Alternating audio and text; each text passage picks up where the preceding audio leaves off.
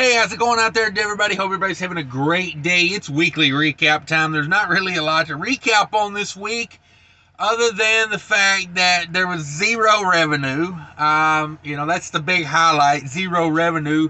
Very rare I have a zero revenue week. So if you remember last week as we left off, we'll record the minutes, or we'll read the minutes of the last meeting we had. So I was heading down to Baton Rouge, and I stopped in Mississippi somewhere about an hour from Baton Rouge, and def pump went out. I was sitting there idling the truck. I was cooking some dinner, and I looked up and I had check engine lights on. And I was like, well, maybe I should see if I can do a regen or something, because it was emission problems. So truck would not do a regen. I finally got it to throw a code. It was a code for low def pump speed was what the code was for. And I said, I'm gonna postpone cooking dinner and just do everything in the microwave. And I said, I'm gonna get to the receiver on this last stop. I had a multi-stop load. I'd already dropped 2 drops in Mississippi, and then I was heading down to Baton Rouge. So I went ahead and went over there. They did work me in early. It was a place they allowed you to go in early and sleep there until they got ready for you. So that's basically what I did. And then I got the load off, got it delivered. And I've told the story. Go back and watch. I've got a couple videos. I don't know, you guys watch regularly, but I'll give a synopsis. I took the truck over to Freightliner. This was on a Tuesday morning, I believe. And I took it to Freightliner. They said, hey, it's going to be like Thursday, Friday, possibly next Monday before we get to you. So buckle up. And I was like, yeah, I'm not sitting in freaking Baton Rouge like that, or so I thought. And then so I looked up an independent shop. I called him. I said, hey, do you work on emission stuff? He said, yes, bring it over. He was really rude. I talked about him a lot. I ain't going to beat that dead horse. But I took the truck over to him, got a hotel, and I expected the truck to be done, like by that point. I dropped the truck off at about 10 o'clock in the morning. I'm thinking a def pump's probably about a 3 or 4 hour job by the time you undo and redo everything.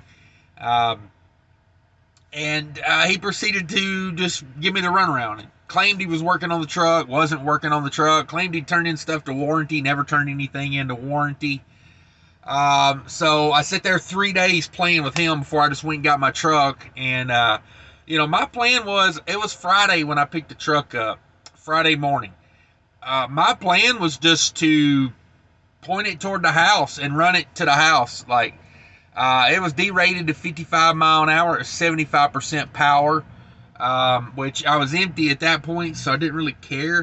75% power is plenty enough to hold 55 mile an hour. So away I went. I got out of there. Now, what I started doing along the way is I started calling Freightliner dealerships, saying, hey, does anybody got the part? Has anybody got the time? I just had to get out of Baton Rouge. I was having no luck in Baton Rouge. Wasted 3 days of my life down there in the Residence Inn. So, and it was Mother's Day weekend, and I was trying to get home for Mother's Day. So that's why I ended up deadheading, because honestly, I could have had revenue that week. I could have.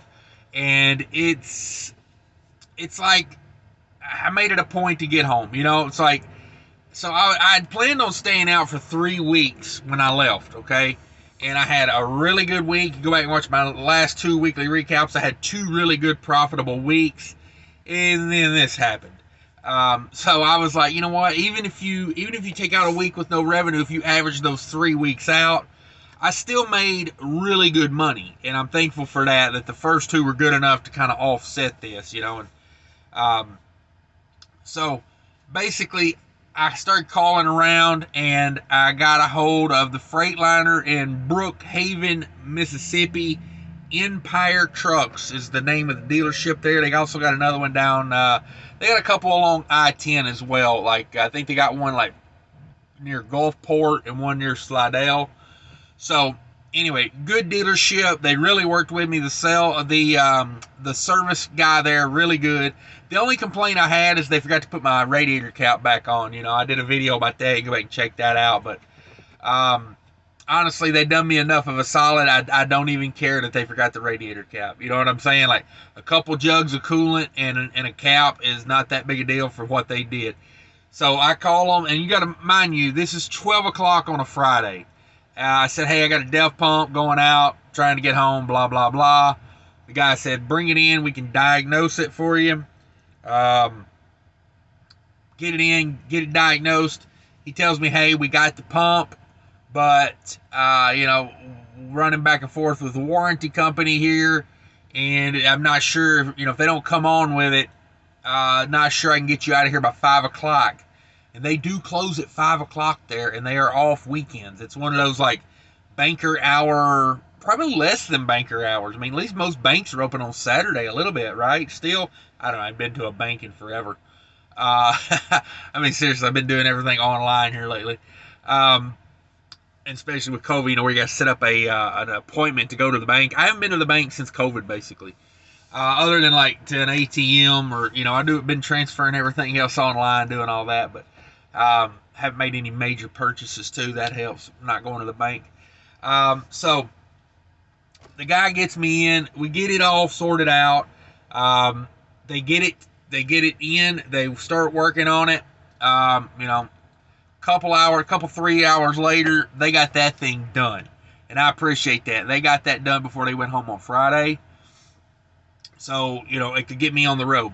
Now, I was looking at some load boards before, when they started working on it, because I knew it was going to get done that day. I don't think the type of service they were showing, I didn't think they were going to be like, it's 5 o'clock, we're going home. I think they would have stayed over if they had to stay over.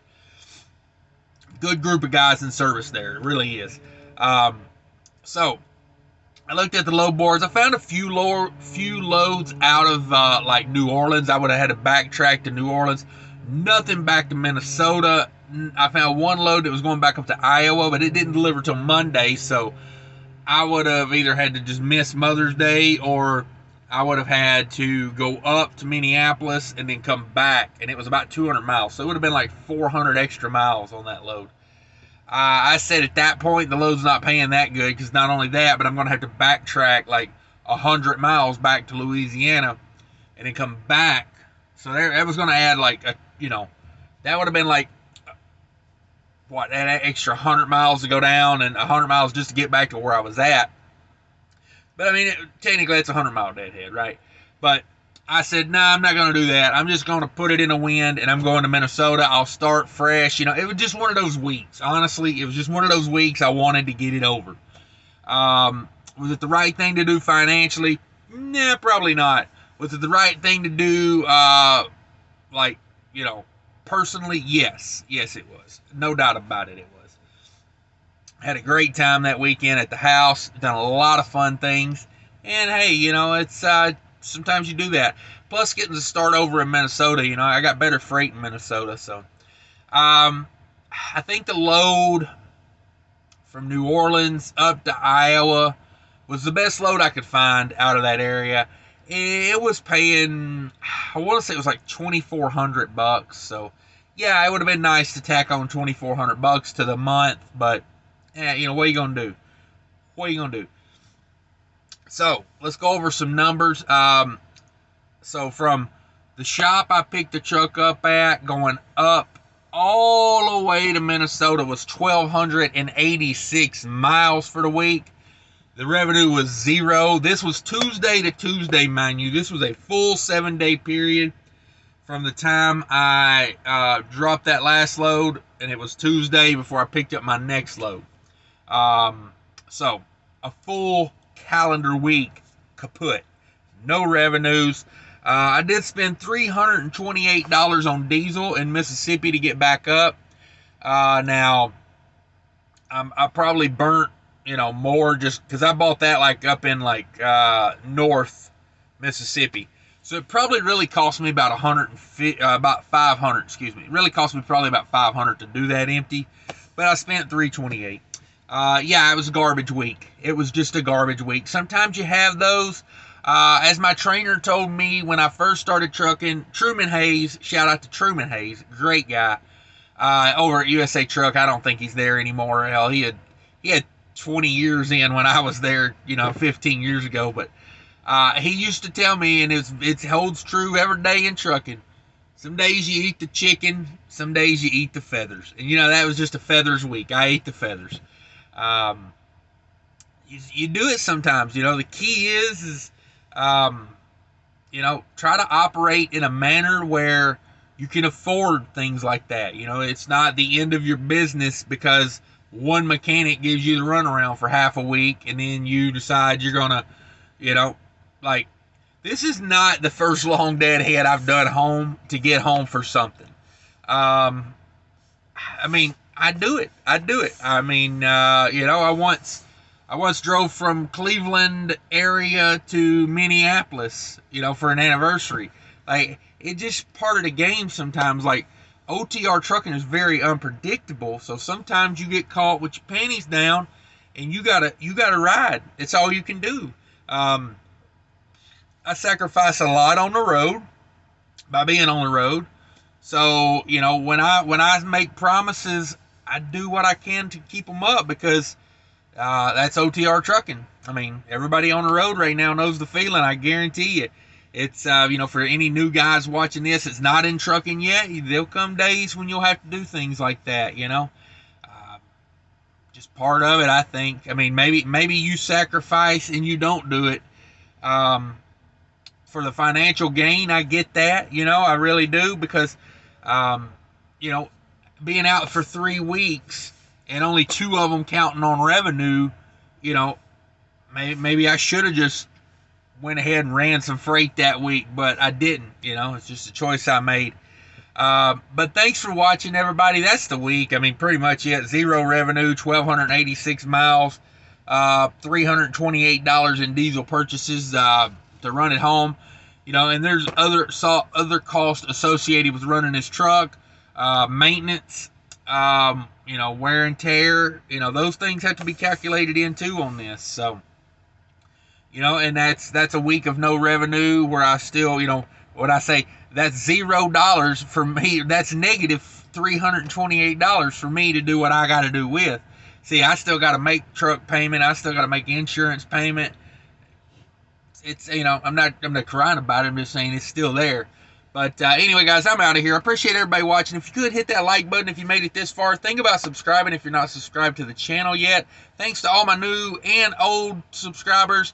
And when I say old, I mean the old G's has been with me since the beginning, not the old people. But shout out to them too, the young people. I don't know who. I hate. I'm categorizing them alienating here, but I'm also rambling. I'm very tired. I'm gonna go take a nap. Thanks for watching, everybody. If you could, check out the description. Check out Mudflap. Check out my other channel. Check out my Twitter. Watch one of these other videos if you want to keep being entertained and talking trucking. Later.